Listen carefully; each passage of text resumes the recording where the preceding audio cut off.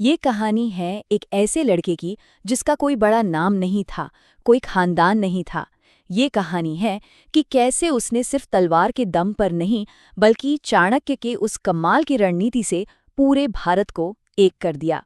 और फिर एक ऐसा फैसला लिया जिसने इतिहास को भी हैरान कर दिया, सब कुछ छोड़ देने का फैसला। तो चंद्रगुप्त मौर्य की पूरी जिंदगी असल में इन्हीं दो बड़े सवालों का जवाब है। पहला, एक गुमनाम सा लड़का इतना बड़ा सम्राट बना कैसे? और दूसरा, जब वो अपनी ताकत के शिखर पर था तो उसने सब कुछ छोड़ क्यों दिया? चलिए इसी असाधारण सफर को और गहराई से समझते हैं। अच्छा, चंद्रगुप्त की कहानी को समझने के लिए ना हमें पहले उस दौर के भारत को देखना पड़ेगा। तो कैसा था उस समय का भारत? सोचिए, एक ऐसी जमीन जो कई टुकड़ों में बटी हुई थी। महाजनपद नाम के कई छोटे छोटे राज्य थे जो आपस में ही लड़ते रहते थे। मतलब एक तरह का पावर वैक्यूम बना हुआ था। तो उस समय का भारत आप समझिए कि दो हिस्सों में बटा हुआ था। एक तरफ तो ये छोटे छोटे राज्य थे जो लगातार एक दूसरे से लड़ रहे थे, और दूसरी तरफ थी मगध की बहुत बड़ी लेकिन उतनी ही क्रूर ताकत, घमंडी और जालिम राजा धनानंद का नंद साम्राज्य। और जानते हैं, ग्रीक हिस्टोरियंस के हिसाब से नंदों की सेना उस वक्त दुनिया की सबसे बड़ी सेना थी, एक ऐसी फौज जिसके नाम से ही सब कांपते थे। और देखिए, इसी उथल पुथल के बीच एक और बहुत बड़ी ताकत भारत की सरहदों पर आ चुकी थी, अलेक्जेंडर द ग्रेट यानी सिकंदर। हाँ, उसने राजा पोरस को तो हरा दिया, पर जैसे ही उसकी सेना ने नंद साम्राज्य की विशाल फौज के बारे में सुना, हजारों युद्ध हाथियों के बारे में सुना, तो उन्होंने आगे बढ़ने से साफ मना कर दिया। अब सिकंदर तो लौट गया, लेकिन उसके जाने से उत्तर पश्चिम का इलाका पूरी तरह अस्थिर हो गया। ये एक बड़ा खतरा भी था और किसी के लिए एक सुनहरा मौका भी। तो इसी राजनीतिक माहौल में इतिहास ने दो ऐसे लोगों को मिलाया जिनकी किस्मत एक दूसरे से जुड़नी थी। एक तरफ थे ब्रिलियंट स्ट्रैटेजिस्ट चाणक्य, और दूसरी तरफ एक नौजवान लड़का जिसे उस वक्त कोई नहीं जानता था, चंद्रगुप्त। अब इस पूरी कहानी की चिंगारी कहाँ से लगी? एक अपमान से।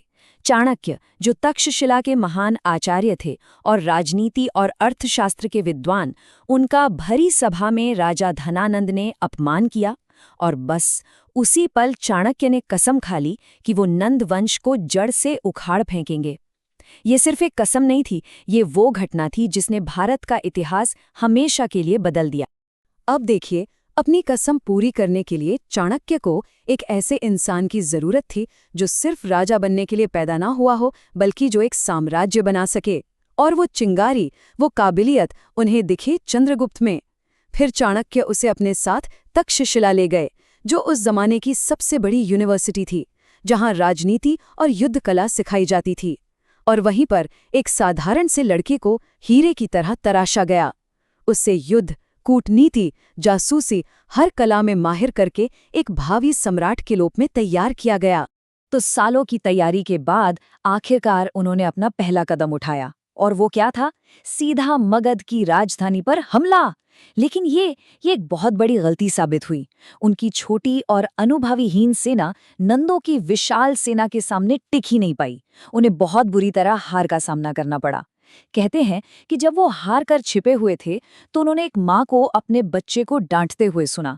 बच्चा गरम खिचड़ी को बीच से खाने की कोशिश कर रहा था और उसका मुंह जल गया। माँ ने कहा, मूर्ख मत बनो, खिचड़ी बीच में सबसे गर्म होती है, हमेशा ठंडे किनारे से शुरू करो। ये बहुत मामूली सी बात लगती है ना? पर इसी एक लाइन ने उन्हें रणनीति का सबसे बड़ा सबक सिखा दिया। और बस उसी सबक के साथ अब उनकी रणनीति पूरी तरह बदल चुकी थी। चंद्रगुप्त ने अपना अभियान दोबारा शुरू किया, लेकिन इस बार उन्होंने खिचड़ी के गर्म केंद्र पर हमला नहीं किया। उन्होंने किनारों से शुरुआत की, साम्राज्य के बाहरी हिस्सों को एक एक करके जीतना शुरू किया। उनका प्लान बिल्कुल साफ था। सबसे पहले उत्तर पश्चिम में सिकंदर के जो ग्रीक गवर्नर बचे थे, उन्हें हराया। इससे क्या हुआ? उनकी सेना को लड़ने का अनुभव मिला और जनता ने भी उन्हें एक लिबरेटर, एक मुक्तिदाता की तरह देखना शुरू कर दिया। इसी के साथ साथ चाणक्य अपना काम कर रहे थे। उन्होंने नंद दरबार के अंदर ही जासूसों का एक ऐसा जाल बिछा दिया जिसने धनानंद के साम्राज्य को अंदर से ही कमजोर कर दिया। और फिर जब दुश्मन बाहर और अंदर दोनों तरफ से घिर चुका था, तब सही वक्त देखकर चंद्रगुप्त ने मगध पर आखिरी हमला किया और इस बार नंदवंश ताश के पत्तों की तरह ढह गया। तो 322 ईसा पूर्व में चंद्रगुप्त मौर्य सम्राट बन गए, लेकिन सिंहासन पर बैठना तो बस पहला कदम था। असली चुनौती तो अब शुरू हुई थी। इतने बड़े और अलग-अलग तरह के लोगों वाले साम्राज्य को चलाना कैसे है? ये सिर्फ एक जीत नहीं थी, ये एक पूरा सिस्टम बनाने का काम था। और बहुत जल्द इस नए मौर्य साम्राज्य के सामने एक बहुत बड़ी चुनौती आ खड़ी हुई। सिकंदर का एक जनरल था सेल्यूकस निकेटर, जो अब एक बहुत बड़े साम्राज्य का राजा बन चुका था। उसने सोचा कि वो सिकंदर के जीते हुए भारतीय इलाकों को वापस हासिल कर लेगा।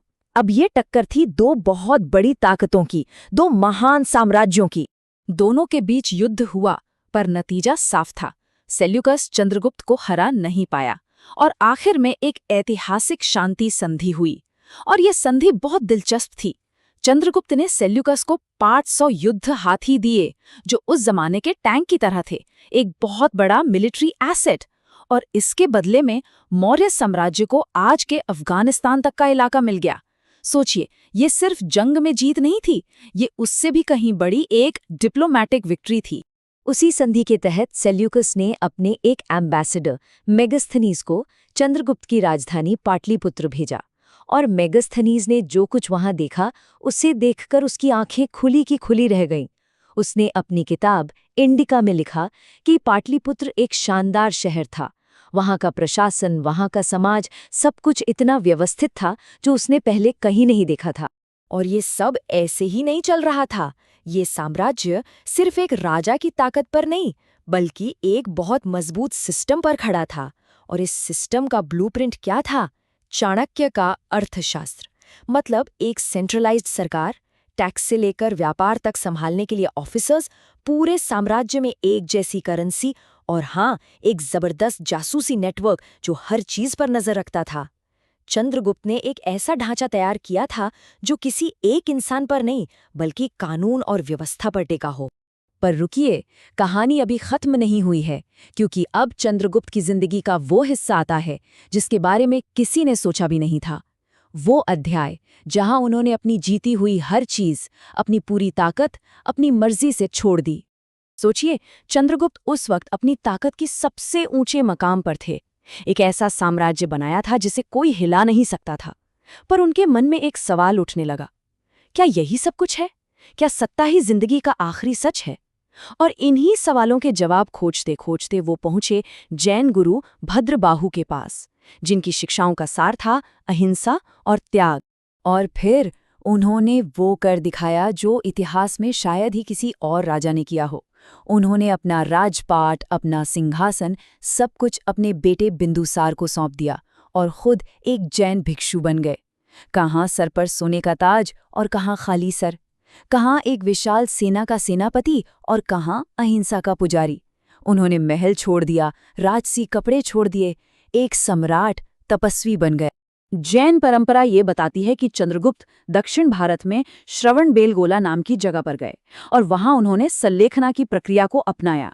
ये जैन धर्म में एक आध्यात्मिक प्रक्रिया है, स्वेच्छा से अन्न जल त्याग कर पूरी जागरूकता के साथ अपने शरीर को छोड़ देना।